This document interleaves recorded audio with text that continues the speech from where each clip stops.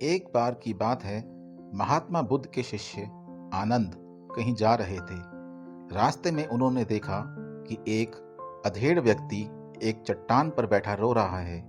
वे उसके पास गए और बोले, क्या बात है वत्स, तुम कौन हो और क्यों रो रहे हो? आनंद की बात सुनकर उस व्यक्ति की सिसकियां थम गई। वह अपने आंसू पोंछता हुआ बोला, मैं पास के गांव का रहने वाला एक बदनसीब व्यापारी हूँ।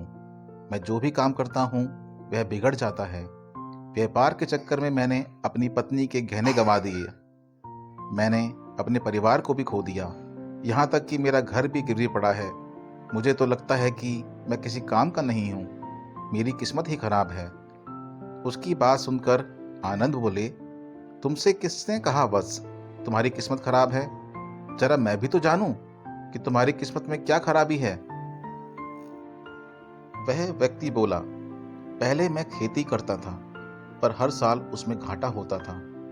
कभी सूखा पड़ जाता तो कभी ज़्यादा बारिश के कारण फसल बर्बाद हो जाती।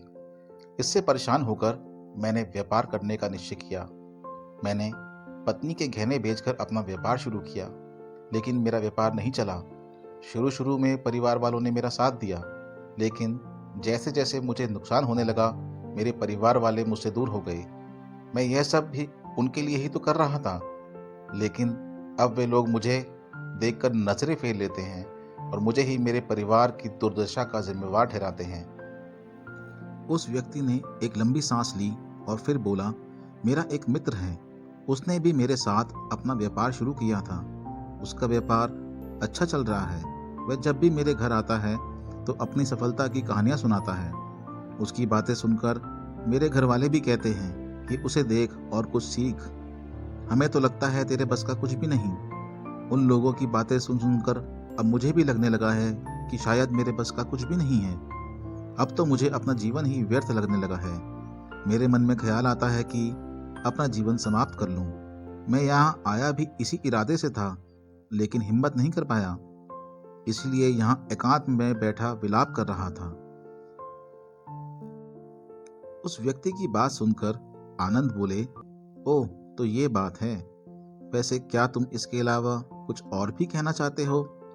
उसकी बात सुनकर वह व्यक्ति बोला, एक और मेरा हर काम खराब हो जाता है। दूसरी ओर मेरा मित्र जो हर समय मुझे नीचा दिखाने का प्रयत्न करता रहता है। मुझे समझ में नहीं आता कि मैं क्या करूं। आनंद बोले, क्या तुम अपने मित्र की बातें सुनकर दुखी हो जाते हो? हाँ, मैं उसकी बातें सुनकर स्वयं दुखी हो जाता हूँ, उस व्यक्ति ने जवाब दिया। आनंद ने पूछा, तुम्हें किस बात का दुख है? अपने असफल होने का या फिर अपने मित्र के सफल होने का?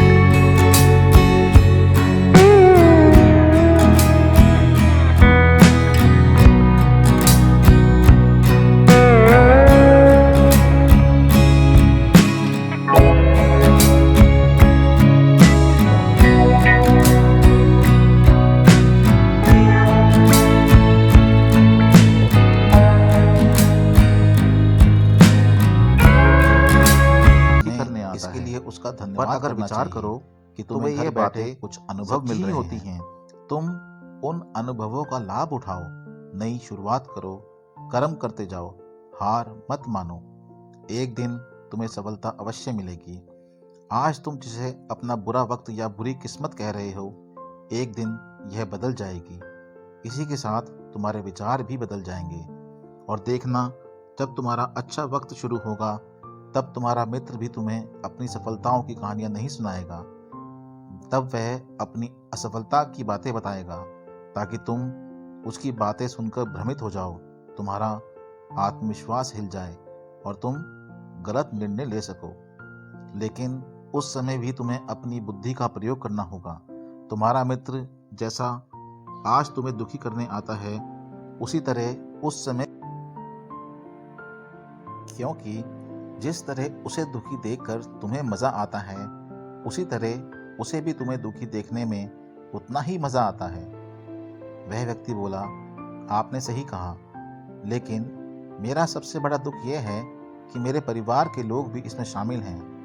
वास्तव में मैं तो अपने परिवार के लिए अच्छा करना चाहता था, लेकिन वे लोग तो मेरी बात को समझते ही नहीं।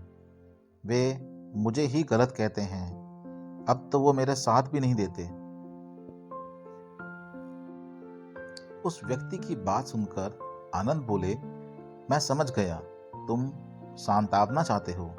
वास्तव में इस दुनिया के सभी लोग सांत्वना ही चाहते हैं। हम चाहते हैं कि हम जब भी कुछ करें तो लोग हमारी प्रशंसा करें, लेकिन आम तौर पे ऐसा नहीं होता, इसलिए हम दुखी हो जाते हैं। हमें लगता है कि हमारे मित्र, परिवार वाले सब मतलबी हैं। लेकिन तुम अगर किसी को अपना परिवार मानते हो और उसके लिए कुछ करना भी चाहते हो, तो तुम्हें ऐसा क्यों लगता है कि तुम दूसरों के लिए कुछ कर रहे हो? वास्तव में तुम अपनी खुशी के लिए कर रहे हो। इसीलिए परिवार के लिए कुछ करना वास्तव में अपने लिए ही करना होता है। लेकिन अगर ऐसा करते समय तुम्हें लगता है कि तुम दूसरों के लिए कर रहे हो, तो तुम दुखी रहोगे। और अगर तुम्हें लगता है कि तुम अपने लिए कर रहे हो, तो तुम खुश रहोगे। क्योंकि जब तुम अपने लिए कुछ अच्छा करते हो या करना चाहते हो, तब तुम्हें सांत्वना की जरूरत नहीं पड़ती।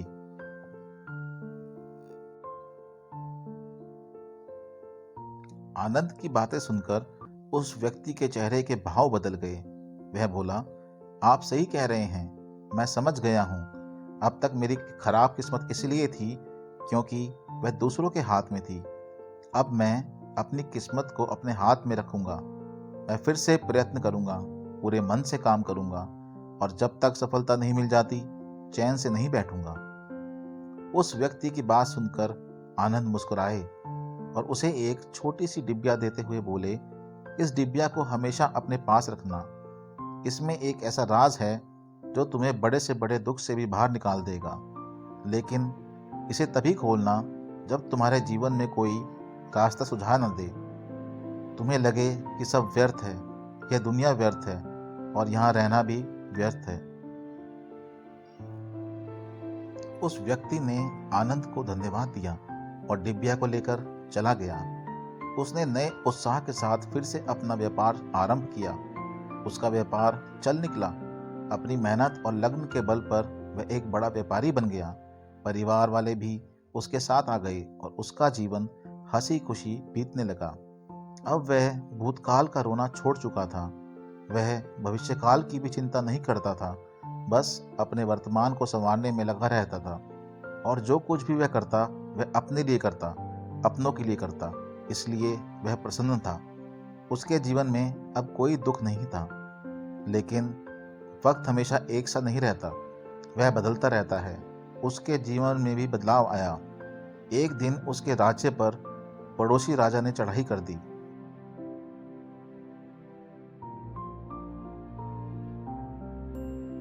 उसने इस राज्य पर अपना कब्जा कर लिया। उसके सैनिकों ने चारों ओर लूटमार मचा दी। उन्होंने व्यापारी का सारा धन लूट लिया, उसके घर में आग लगा दी। जान बचाने के लिए उसे अपने परिवार के साथ वहां से भागना पड़ा। वह व्यक्ति अपने परिवार के साथ कई दिनों तक इधर उधर भटकता रहा। वह दाने दाने को मोहताज हो गया। उसका बच्चा बीमार हो गया। इलाज के अभाव में वह तड़पने लगा। यह देखकर उसका हृदय चीत्कार कर उठा। वह कैसे अपने बच्चे का इलाज कराए? उसके पास तो खाने के लिए भी पैसे नहीं थे। ऐसे में उसे एक बार फिर से निराशा ने घेर लिया। उसे लगने लगा कि उसका जीवन व्यर्थ है, सारी दुनिया व्यर्थ है, किसी भी बात का कोई मतलब नहीं है। भले ही आप जीवन में कितना भी कुछ कर लो, कितनी भी सफलता हासिल कर लो, पर अनंतः यह जीवन समाप्त ही होता है। तो फिर ऐसे में जीवित रहने का क्या फायदा? इससे अच्छा तो है कि वह अपना जीवन समाप्त कर ले। लेकिन तभी उसके दिमाग में आनंद की दी हुई डिबिया कौंध उठी। उसने उत्सुकता के साथ उसे खोला। डिबिया के भीतर एक पर्ची रखी हुई थी। पर्ची पर कुछ लिखा हुआ था। उसे पढ़कर उसकी आंखों के आगे छाया निराशा का अंधेरा छट गया और वह मुस्कुरा पड़ा। पर्ची पर लिखा हुआ था, यह समय भी बीत जाएगा। उसने डिबिया को अपनी मुट्ठी में भींच लिया और एक नई शुरुआत के लिए उठ खड़ा हुआ। दोस्तों, अगर आप भी ऐसी ही परिस्थिति से गुजर रहे हैं तो निराश ना हों। अपने अतीत पर शोक मत करें, ना ही भविष्य की ज़्यादा चिंता करें। अपने वर्तमान को जिएं और उसे बेहतर बनाने के लिए सच्चे मन से प्रयत्न करें। यकीन जानें, जल्दी ही आपकी किस्मत भी बदलने वाली है।